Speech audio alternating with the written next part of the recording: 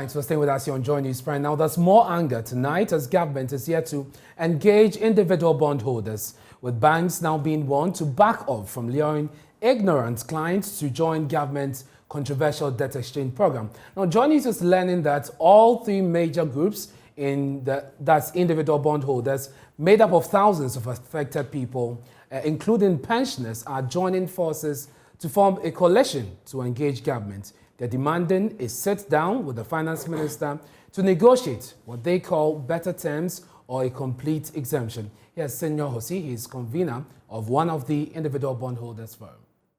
It took us a long while for us to get people to even start the savings culture.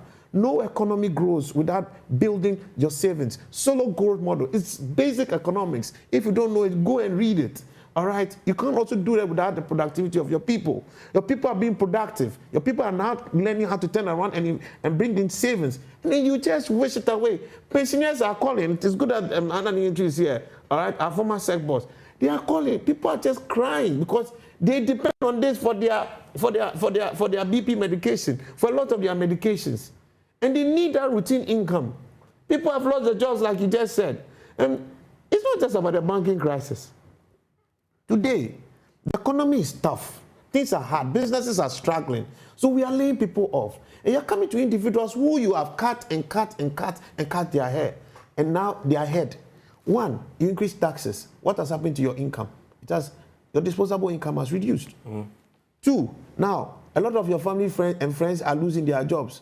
Now they have to share their income with you because you have to send Momo here. What's your disposable income? Gone. Now you chop this one.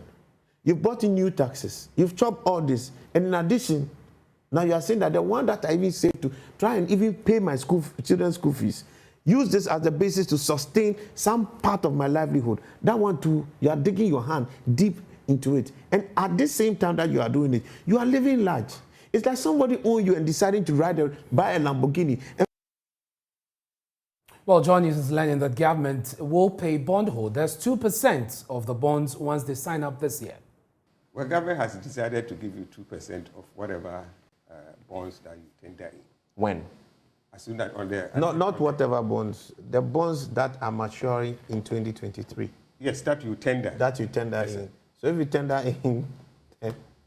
if your bonds is 100,000, plus the interest maybe 100,000 and 100,000 200. You get 2,000. Then they give you 2% of that 100,000 200. 2% of the 100,000. Yes, of the total. They'll give it to you so if your right money away. is 10,000. Okay. You are going to get 200 Ghana cedi. You are going to get 200 Ghana cedi. So immediately you exchange. Yes. If you were expecting Immediately exchange, you get 200 cedi. So if you had saved money, Yeah. and hoping that you build some money, and then this year you are going to the university, you are going to do a master's program. Now that one, they say they are going to take it, and when they take it, they only give you 200 Ghana cedi. Wow! Immediately. Then you go and figure out how you solve that problem in your university. God forgive you people. You do it, not even just destroying people's dignity, you are even destroying their own sustainability.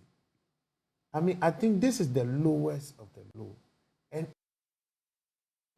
Well, Evans Mensah and Raymond Akwa joined me in the studio with more on this. And let me start with you, Raymond. The latest research shows that bondholders will lose up to 66% of the value of their bonds. How so?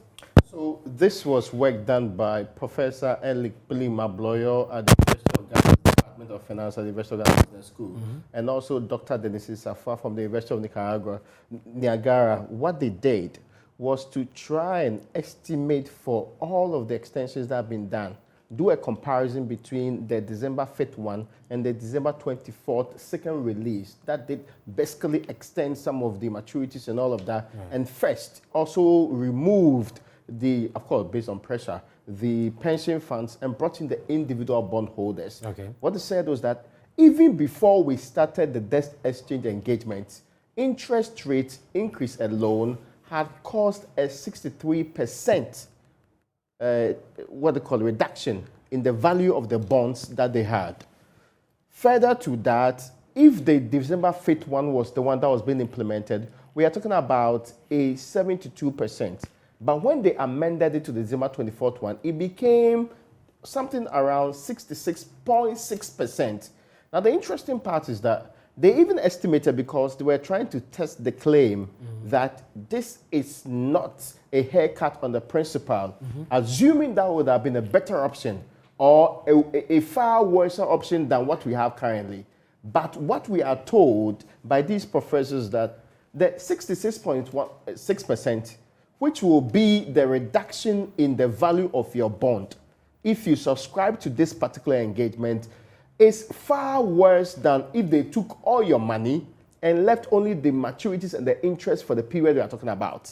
And Raymond, to be clear, this 66% is for the duration of the Dutch exchange program. Yes. So the amount of money you have, what you are expecting for the period we are talking about here, it is going to lose value compared to no debt exchange program.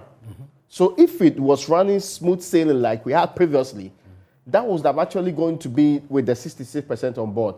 But now that we are, if you subscribe to this second tier they are producing, you are going to get your money with less than 66.6% of it.